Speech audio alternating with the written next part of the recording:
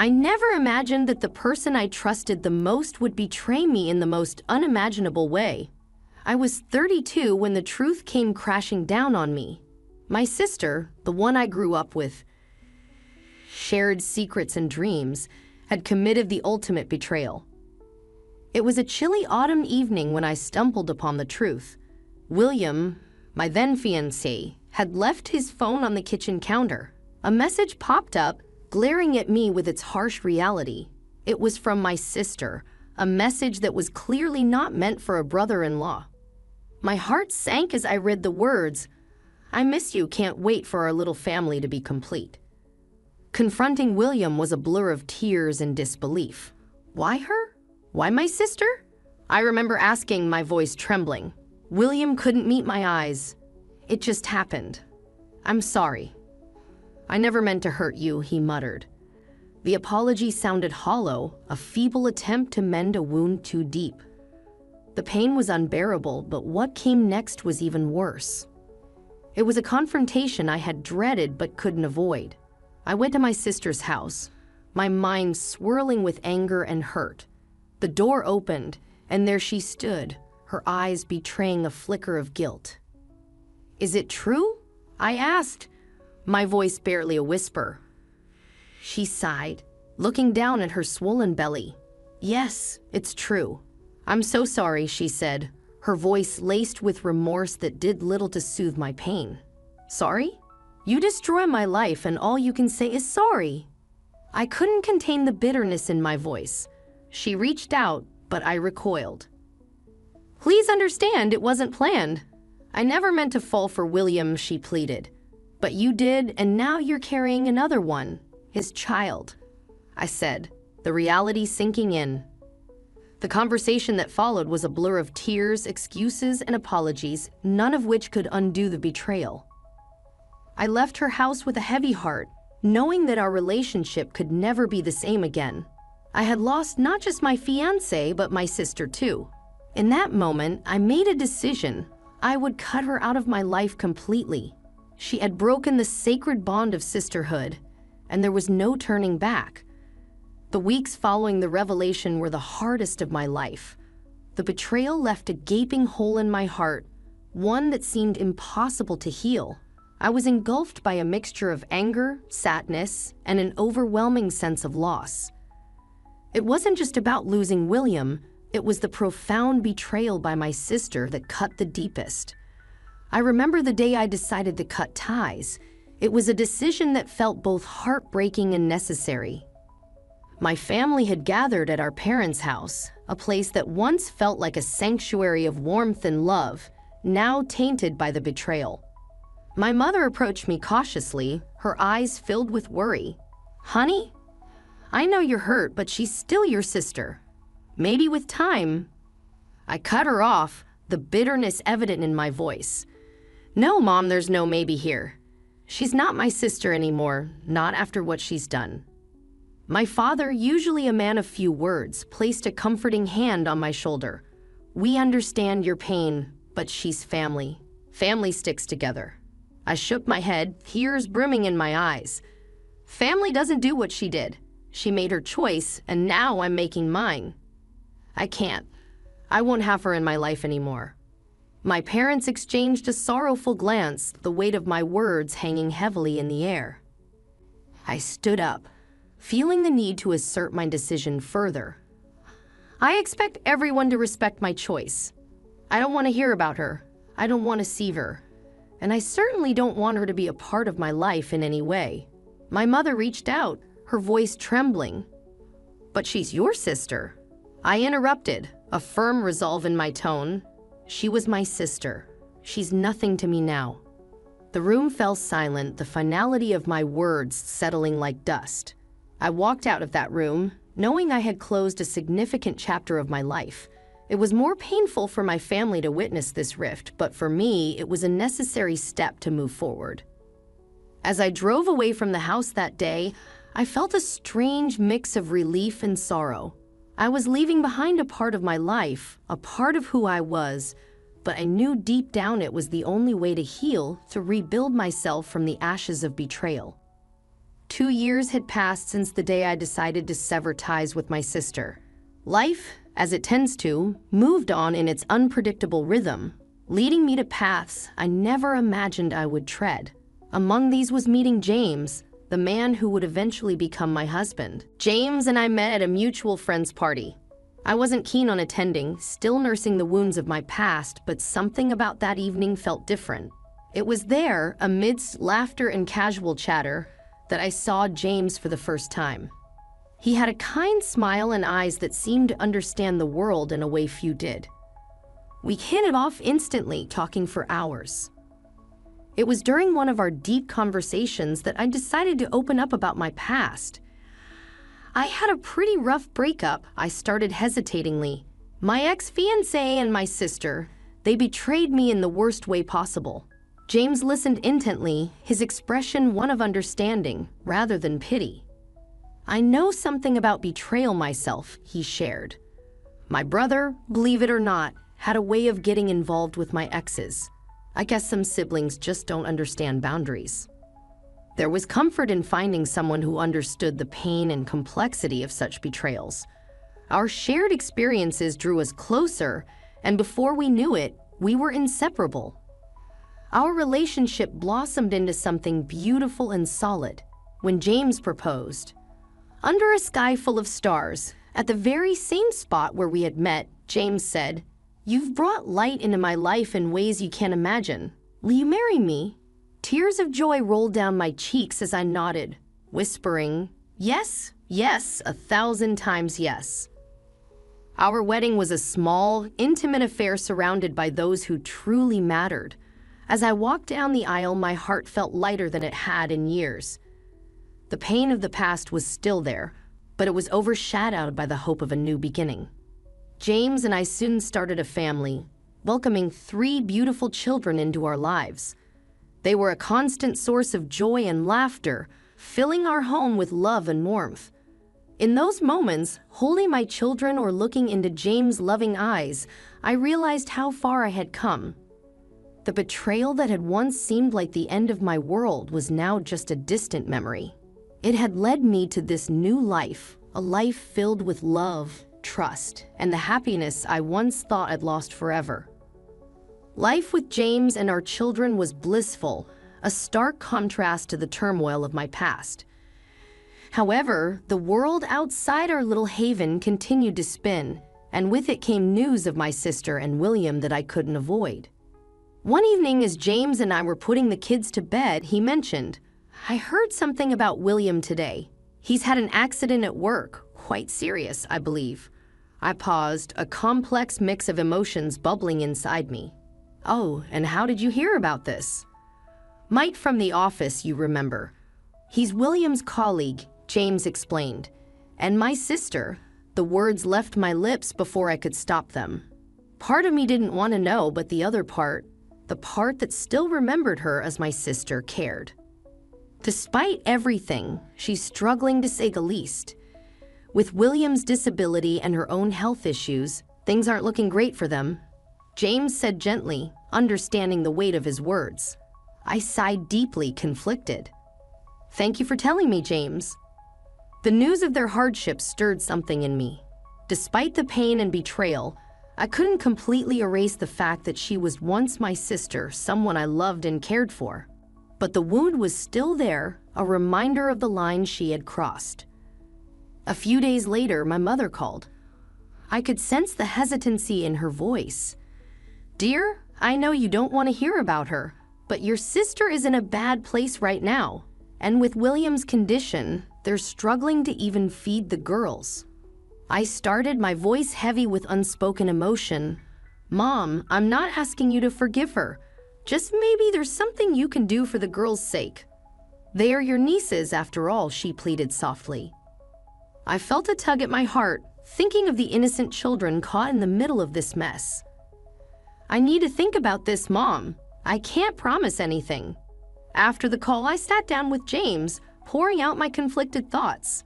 They're innocent in all this, James, the kids, but helping them means opening a door I've closed a long time ago. James took my hand, offering a comforting squeeze. "Whatever you decide, I'm with you. But remember, you don't owe them anything. Your first responsibility is to yourself and to our family." His words were a balm, a reminder of the new life I had built, a life that was far removed from the shadows of my past. I lay awake that night, pondering over a decision that felt impossible to make. My heart bled for the children, but was it enough to risk the peace I had fought so hard to find? The dilemma of whether to help my sister and her family weighed heavily on me. James noticed my unrest and often asked if I was all right, but I found it hard to articulate the storm brewing within. One evening, as we sat down for dinner, the phone rang. It was my father this time, his voice weary, a tone I wasn't accustomed to hearing from him. "Your sister and William are in a tight spot. They asked if we could take in the girls for a while," he said. I felt a knot form in my stomach. "And what did you say?" I asked. "We're considering it, but they also asked if you and James might help." I was silent for a moment, digesting his words. "Dad, I don't think I can do that." There was a pause on the other end. "I understand, but they are just kids. They shouldn't suffer for their parents' mistakes." "I know, Dad, I know, but it's not just about the kids. It's everything she did, everything she took from me," I replied, my voice strained with emotion. "We just thought maybe for the sake of family, Dad. Some wounds are too deep. I'm sorry." "I can't." I hung up, feeling a mix of frustration and guilt. James reached across the table, covering my hand with his. "It's okay to say no. You've been through a lot." I nodded, grateful for his support, but still tormented by the decision. A few days later, my sister reached out directly, a message appearing on my social media. Her words were desperate. "I know what happened between us, but I need you. The girls need you. We're family after all." I stared at the screen, her words echoing in my mind. Family. That word had lost its meaning when she betrayed me. What we had as family ended a long time ago. "I'm sorry, but I can't help you." She responded quickly, a hint of bitterness in her words. "How can you be so cold? They are just kids and they have their parents and grandparents." I wrote back, my heart racing with a cocktail of emotions. The exchange left me drained. It was one thing to say no to my parents, quite another to deny my sister directly. But I knew in my heart it was the right decision. My loyalty was to the family I had built, the family that stood by me when my world fell apart. That night, as I tucked my children into bed, their innocent faces a stark contrast to the complexity of the adult world, I knew I had made the right choice. My duty was to protect them, to ensure their world remained unscathed by the shadows of my past. Despite my clear message on social media, my sister refused to take no for an answer. A few days later, she tried to contact me again, this time through a more direct approach. I was in the kitchen preparing dinner when I heard the familiar tone of an incoming video call. Hesitantly, I accepted the call, and there she was, my sister, her face worn with stress and worry. "Please, I'm begging you. We're at our wits' end here. William can barely move, and I'm struggling to keep up with everything," she pleaded, her voice cracking with desperation. I took a deep breath, trying to steady my racing heart. "I told you already, I can't help you. I'm sorry, but we're sisters," she insisted, tears welling up in her eyes. "Remember how we used to dream of our future together? How we promised to always be there for each other? That was a long time ago, before you made your choice," I said, my voice steady despite the turmoil inside me. She was silent for a moment, then said, "It's not just about us anymore. It's about the girls. Don't they deserve a chance?" I felt a pang of sympathy, but it was quickly overshadowed by the memories of betrayal. They do deserve a chance, but not at the cost of my family's peace. You have other people who can help. She sobbed openly now, her face a portrait of anguish. I never meant to hurt you like this. I was just lost. I replied, my voice firmer than I felt. The call ended with her in tears and me in a state of emotional exhaustion. I turned off my phone, not wanting any more intrusions into the life I had painstakingly rebuilt. James found me sitting at the kitchen table, my head in my hands. "Are you okay?" he asked, concern etched on his face. I looked up at him, grateful for his presence. It was my sister. As we sat around the dinner table, my aunt, always wanting to speak her mind, broached the topic. "I can't believe you're turning your back on your own niece and nephew. They're just children." I felt all eyes on me, the weight of their judgment heavy in the air. "It's not a decision I made lightly," I started, trying to keep my voice calm. "But there's a lot of history there that can't be ignored." "But they are innocent in all of this," my uncle chimed in. "Shouldn't they be spared from the sins of their parents?" I took a sip of water, buying myself a moment to collect my thoughts. "I understand that, and I sympathize with them. But being involved with my sister again, even indirectly, is something I can't handle. It's a boundary I've set for my own well-being." My mother, always the peacemaker, tried to soften the atmosphere. "Let's not forget what she went through. This isn't an easy situation for anyone." The conversation shifted, but the tension lingered. Later in the kitchen, my cousin approached me. "I get that you're hurt, but don't you think this grudge has gone on long enough? Your family, after all." I leaned against the counter, feeling a familiar frustration rise within me. It's not just a grudge. What she did changed everything. I've moved on, and I can't go back to that dark place again. My cousin shrugged. A few days later, I found myself at my parents' house, helping my mom with some chores. She seized a quiet moment to speak her mind. "You know, your sister called me crying the other day," she said, her voice tinged with concern. I paused, the dishcloth in my hand momentarily still. "Mom, she's really struggling, and those kids..." My mom's voice trailed off, laden with unspoken pleas. I took a deep breath, steeling myself. "I know it's hard, Mom, but I have to think about my mental health too. Being around her, even indirectly, would bring back a lot of pain." My mom reached out, touching my hand gently. "I understand, dear. I just wish things were different." "So do I, Mom." "So do I," I whispered, feeling a familiar ache in my heart. That conversation with my mom stayed with me for days. It wasn't just about making a choice. It was about standing by it, even when it was questioned by those closest to me. One evening, while putting the kids to bed, my eldest asked, "Mommy, why don't we ever see Auntie?" Her question caught me off guard. "Well, honey, sometimes people have disagreements, and it's better for them to stay apart, like when I don't want to play with Tommy because he took my toy. Something like that," I replied, tucking her in. Lying in bed later that night, I thought about my daughter's innocent question. My decision not only affected me, but also the perception of my children. It was a sobering thought, but I knew I had to stand my ground for the sake of my own well-being and for the healthy environment I wanted for my children. They deserved a mother who was whole, not fragmented by the ghosts of her past. As days turned into weeks, the initial storm of family opinions gradually settled into a quiet but persistent hum in the background of our lives. Despite the support from James and the joy our children brought, there were moments when doubt crept in, whispering what ifs and could have beens. One such evening, while the kids were at a sleepover, Jam and I were enjoying a quiet dinner. He broached the subject that had been lingering in the air. "You've been distant lately. Is it about your sister again?" he asked, his eyes reflecting a mix of concern and understanding. I put down my fork, the truth spilling out.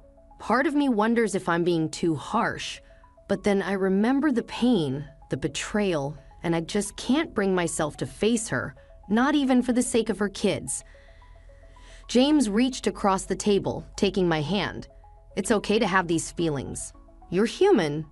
But don't forget, you made this decision for valid reasons. Your peace of mind is important too." I nodded, grateful for his unwavering support. "I know. It's just hard when your own family questions your choices. We can't control what others think or feel, but we can control how we react and how we let it affect us in our family," he said gently. His words were a gentle reminder of the strength I have found in myself and in our life together. The path I had chosen was not an easy one, but it was one that prioritized my healing and the well-being of the family James and I had built.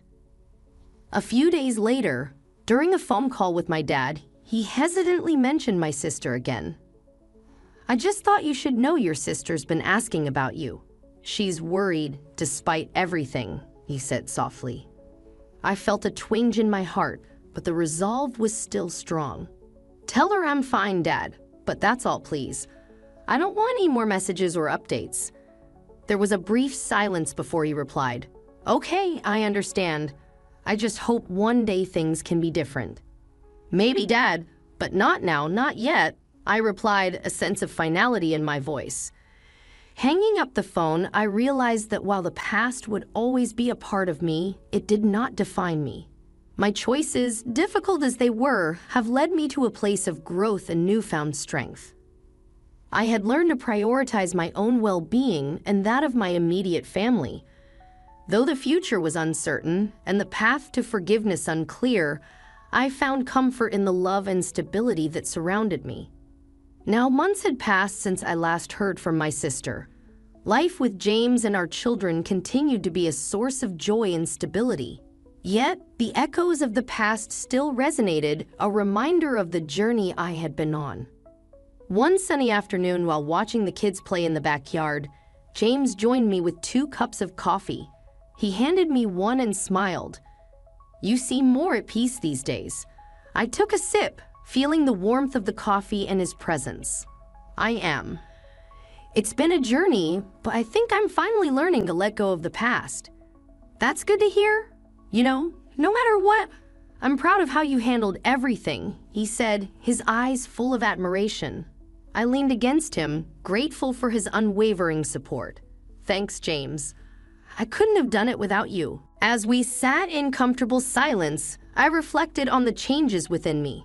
The bitterness and pain had faded, replaced by a sense of acceptance and inner peace. It wasn't about forgetting the past, but about choosing not to let it control my present and future. Later that week, while sorting through some old boxes, I came across a photo of my sister and me in our younger days. For the first time in a long while, I looked at it without the sting of betrayal. Instead, there was a recognition of the bond we once shared and an acknowledgement of the separate paths we had taken. That evening, as James and I put the kids to bed, our youngest asked, "Mommy, do you have a sister?" I paused, tucking her in. "Yes, honey, I do. But sometimes even with family, people grow apart." "Will you ever see her again?" she asked, her eyes wide with curiosity. I kissed her forehead, a bittersweet smile on my lips.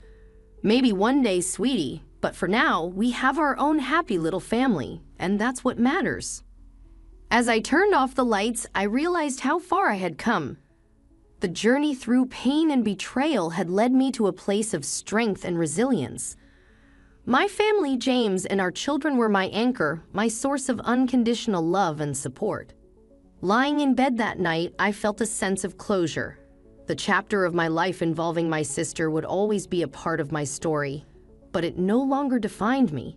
I had moved forward, not just moved on, and in doing so, I had found a deeper understanding of myself and what truly mattered in life. My heart was at peace, knowing that the future held promise and hope, and I was ready to embrace whatever came next with my loving family by my side.